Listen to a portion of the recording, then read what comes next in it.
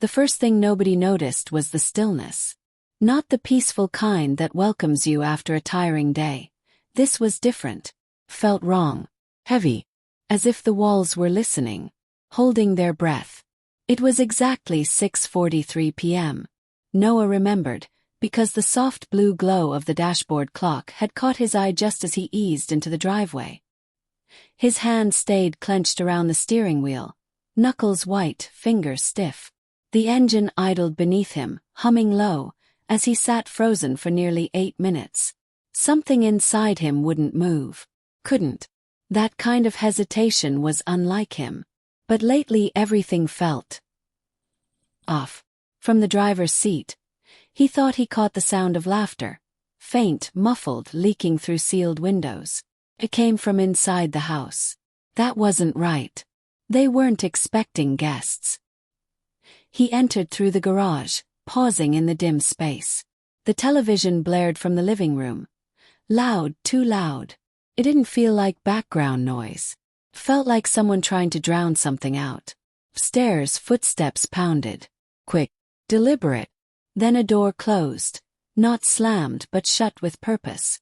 Moments later, Elise appeared at the top of the stairs. She wore a towel beneath an oversized hoodie Noah had never seen before. Her damp hair was haphazardly twisted up. The shorts she had on hadn't shown up in the laundry in months. Her cheeks were pink. Not from a workout but something else. She smiled like nothing was wrong. "Hey babe," she called casually, walking past him without a second glance. "You're home early." He wasn't. He was right on time. Noah followed her into the kitchen. His footsteps echoed deliberately on the tiles. She opened the fridge, grabbed a water bottle, and took a long, slow drink. When she finally looked at him, her expression held amusement more than concern. "Everything all right?" she asked, as if he was the strange one.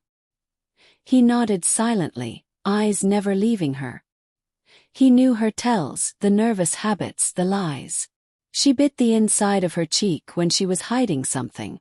Her tone lifted slightly when she wasn't sure what to say. But tonight, she was too calm, far too calm. His gaze fell to her wrist. A faint tan line marked the spot where her fitness tracker had always been.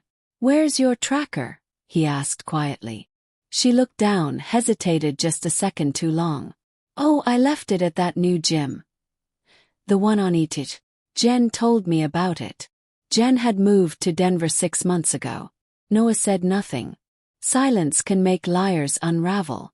Give them just enough space, and they'll trip over their own words. "You're acting weird," Elise said, narrowing her eyes. "What's going on?" "I saw someone," Noah replied, his voice low and steady.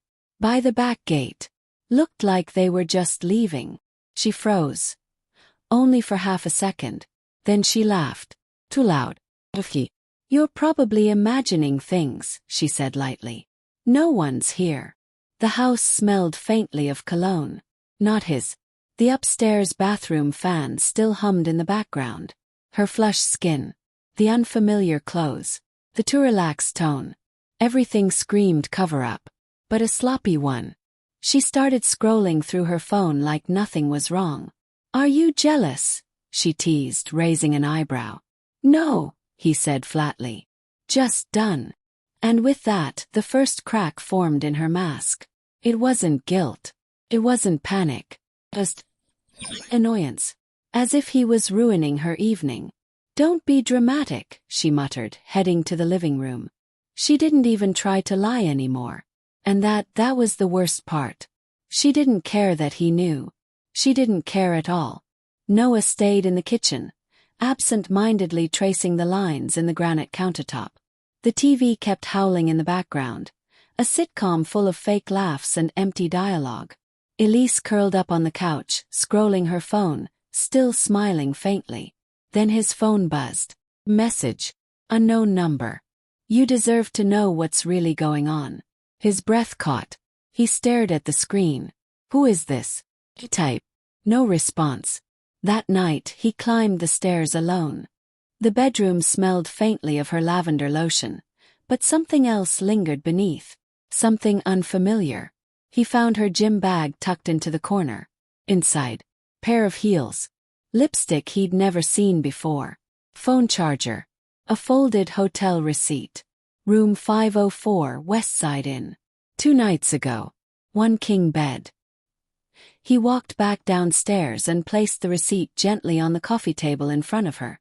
She didn't even blink. "You went through my stuff?" she asked flatly. "That's your takeaway," he replied. "It's not what you think," she sighed, too rehearsed. "You were gone. I just didn't want to be alone. That's all." "And Travis?" he asked coldly. "Does he need space too?" Her jaw tensed. That said more than anything. "You've been reading my messages," she snapped. "He was in the background," Noah replied. "In that group photo. The one you cropped for Instagram. Sloppy." Her face shifted, annoyance then contempt. But never regret. "You're pathetic," she spat, rising to her feet. "People grow apart. And sometimes they cheat. It happens." She stormed off. He didn't follow. That night sleep never came. At 3:12 a.m., his phone buzzed again. "He's not the only one." "How many?" Noah replied. "3 that I know of. Travis. The guy she only calls on Thursdays.